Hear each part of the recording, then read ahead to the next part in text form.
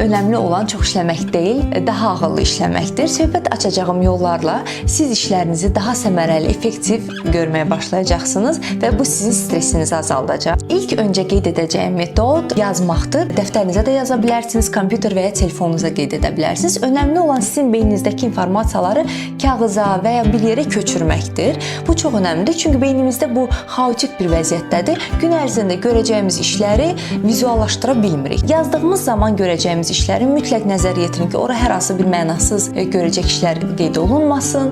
Gün ərzində görəcəyiniz major 3 hərəkəti yazın.